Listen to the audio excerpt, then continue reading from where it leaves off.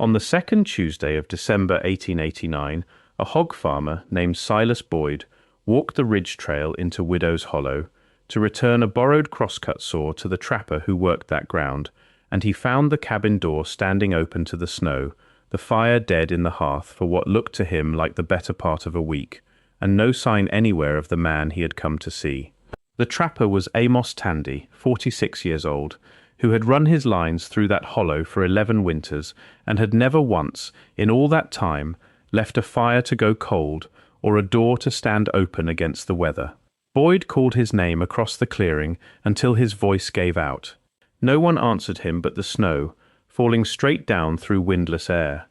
Inside, the cabin was set for a man who meant to be back within the hour.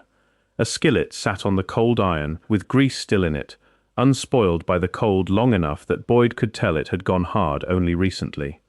Tandy's rifle stood loaded in the corner. His traps, 7 of them, hung oiled and ready on their pegs by the door, none of them out on the lines where a working trapper's traps belonged in December. And on the table, weighted down against the draught by a stone the size of a fist, lay a single sheet of paper, covered on both sides in Tandy's hand, the ink gone the color of rust, the last line of it running off the edge of the page, as though his hand had kept moving after his mind had stopped telling it what to write. If you're enjoying this story so far, don't forget to hit the like button and subscribe. Drop a comment telling me where in the world you're watching from. I love hearing from you. Widow's Hollow sat 11 miles north of the county seat at Barrow Ford, Arkansas, folded into a spur of the Ozarks where the ridges ran too close together for a wagon road. The only way in was on foot or on a mule, following a creek trail that flooded out for a week at a time every spring.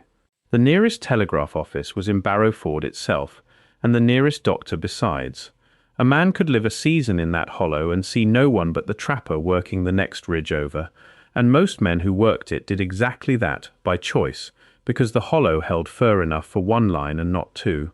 It had carried its name since before the county was organized, back when 3 men went in after mink and marten in a single hard winter, and none of them came back out, leaving 3 widows on the far side of the ridge to raise their children alone, which was the kind of story a place kept long after anyone could say what had actually happened to the men who gave it that name. Tandy took the hollow over in 1878, a widower himself by then, his own wife dead of fever 2 winters before, and no children living, which was likely reason enough for him to want ground that far from anyone. He was not a talker.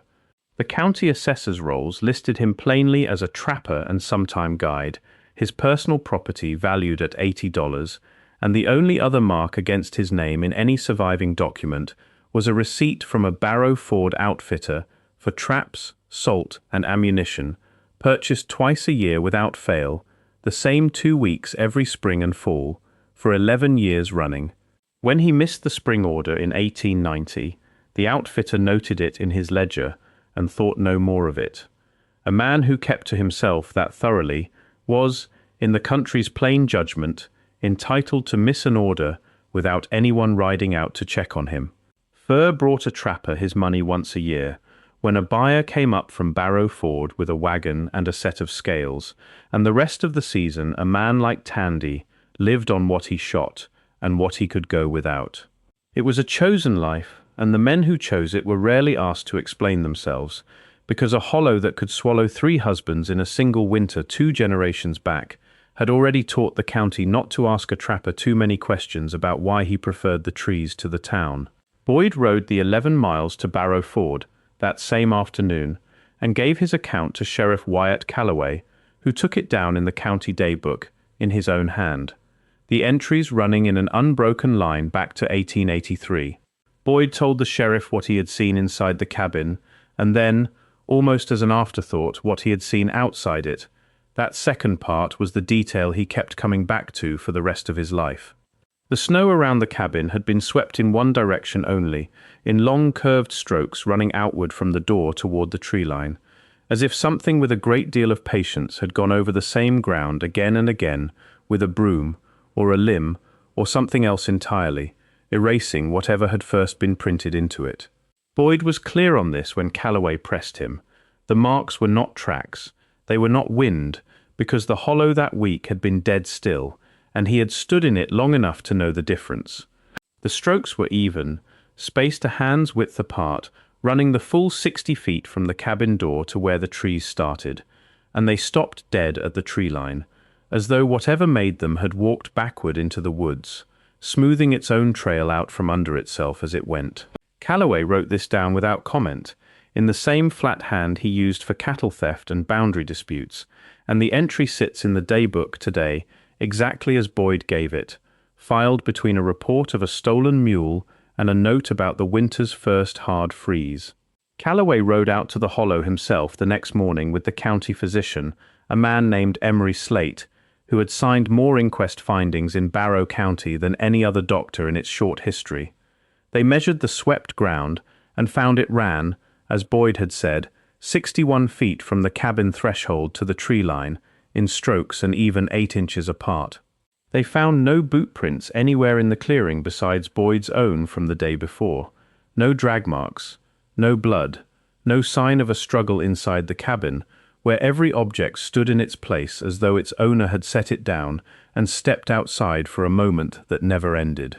Slate examined the skillet, the bedding, and the single window, and noted in his own report, filed separately from Calloway's, that the cabin showed no evidence of forced entry, and no evidence, in his professional opinion, that Amos Tandy had left that room by his own choosing. Calloway organized a search of the hollow that ran 4 days, 6 men working the ridgelines on either side of the creek, and it turned up nothing. No body, no torn clothing, no trap sprung and abandoned on the line. The men who searched the far ridge, a mile and a half north of the cabin, reported one thing among themselves that never made it into Calloway's official report. A smell along the game trail there, low and rank and unfamiliar to any of them, thick enough that 2 of the searchers turned back rather than follow the trail to wherever it led. Calloway closed the search on the 5th day and filed Tandy's case as a disappearance of undetermined cause, the same language the county used for men lost to flood, to fever, or to their own 2 feet walking off toward a better life somewhere else. Calloway's report on Tandy was not the first of its kind in the county's files, and it would not be the last. 11 years earlier, in the fall of 1878, a hide hunter named Jonah Pruitt had vanished from a line camp on Gant's Ridge, 9 miles east of Widow's Hollow, under circumstances the previous sheriff recorded in almost identical language, down to the swept ground, running from the camp's fire pit to the nearest tree line in even, deliberate strokes. Pruitt's camp, like Tandy's cabin, showed no sign of struggle, and the search that followed him turned up nothing beyond a game trail that 2 searchers refused to walk to its end.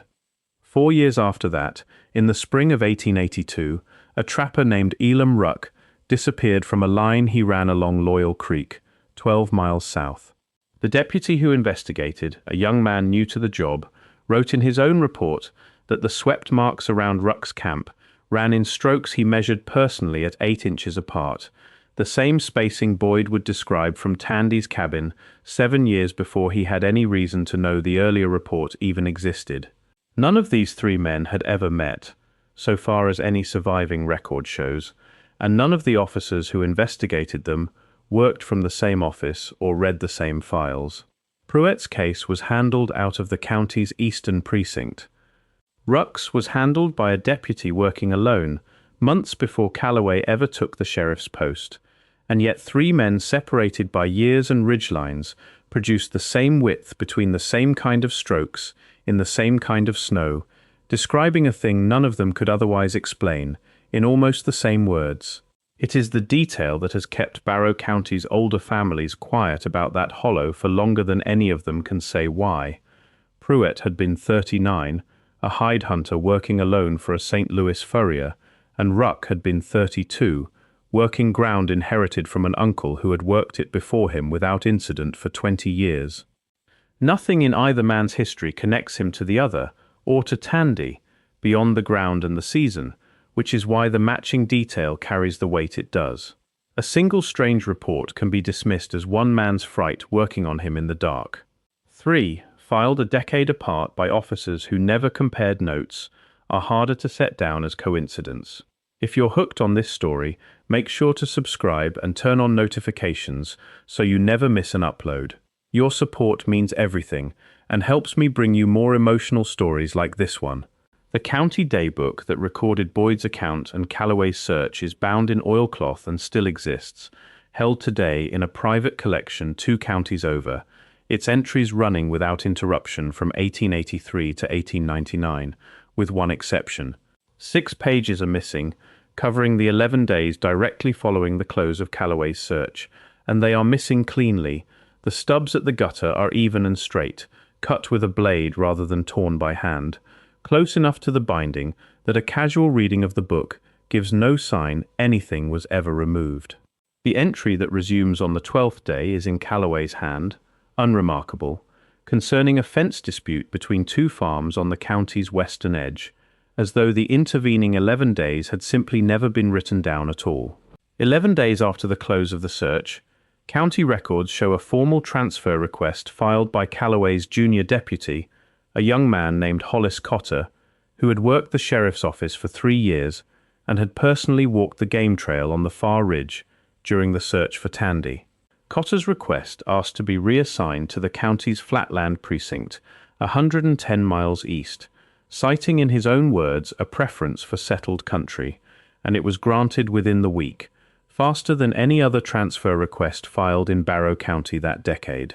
Cotter never came back. He served out the rest of his career in the Flatland precinct, retired there, and is buried there, and nothing in the surviving record explains why a deputy 3 years into a post he had shown no prior wish to leave, suddenly wanted flat, settled ground so badly that the county granted it inside of a week. Calloway himself stayed on as sheriff for another 9 years, and his later reports on unrelated matters show no change in his handwriting, his procedure, or his temperament.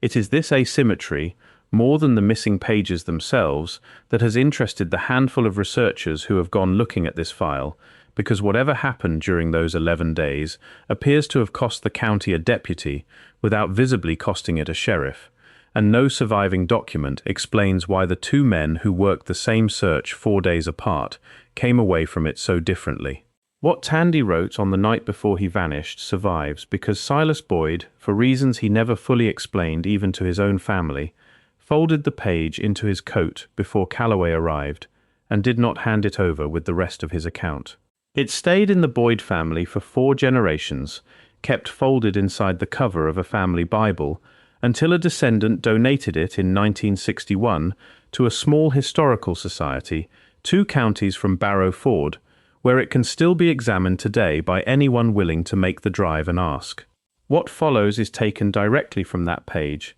exactly as Tandy set it down. I have run this ground 11 winters, and never once in that time seen the thing that has been working my traps for the better part of a month, taking the catch clean and leaving the traps sprung and empty, and not so much as a hair caught in the jaws to say what did it.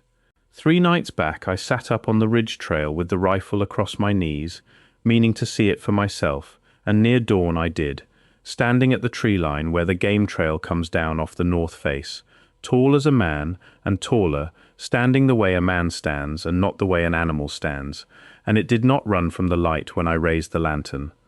It looked at the lantern the way a man looks at a lantern, and then it looked at me, and I want it written somewhere that I have trapped mink and marten and fought a bear off a kill with nothing but a hand axe, and I have never in my life felt looked at the way that thing looked at me, like it was taking my measure and finding it wanting. It went back into the trees without hurrying, the way a man walks off from something he has already decided about, and it left the snow behind it swept clean of any track at all, which I did not understand until I saw it do the same thing again 2 nights later, closer to the cabin than before, close enough that I heard the sound of it going, a low sound I felt through the floor before I heard it with my ears. I am writing this down because Silas is due through with my saw, and if I am not here to take it back from him, I want there to be some account of what I saw and why I am going up the North Trail tonight, instead of waiting on it to come the rest of the way down to me. I would rather meet a thing on ground I have chosen than wait in this cabin for it to choose the ground itself.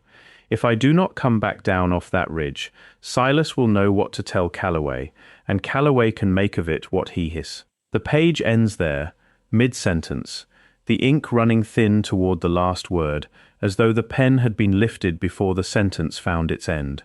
The Historical Society that holds the page today keeps it in a flat file drawer among 24 other odds of local history, unremarkable next to deeds and photographs and a soldier's discharge papers, catalogued simply as a trapper's letter, circa 1890, provenance the Boyd family. Nothing in its filing marks it as anything other than what it plainly is on its face, which is the last thing a man wrote before he walked north into the trees and did not come back down. Widow's Hollow itself still stands, though the cabin does not. It burned in 1927, struck by lightning according to the one surviving account, and nothing has been built on the footing since, though the ground where it stood is still clear enough to walk in summer if a person knows where to look for it against the tree line. The game trail Tandy wrote about still runs up the north face, and hunters who have worked that ridge in the century since have kept a habit, without any of them being able to say exactly where the habit started, of turning back well short of where the trail crests the ridge and drops into the next hollow over.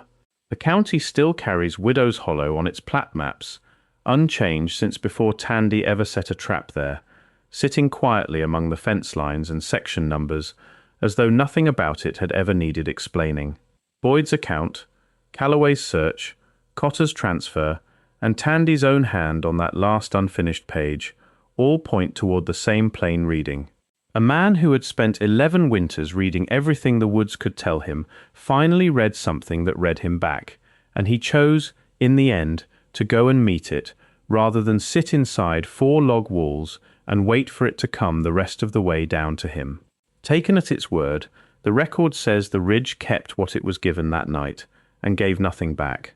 Not a print in the snow, not a torn sleeve, not a name carved anywhere to say which direction he went. Barrow Ford grew into a small town in the decades after, with a courthouse, a bank, and eventually a paved road running through the middle of it, but the county never resurveyed Widow's Hollow, never ran a line into it, and never sold off the parcel where Tandy's cabin once stood,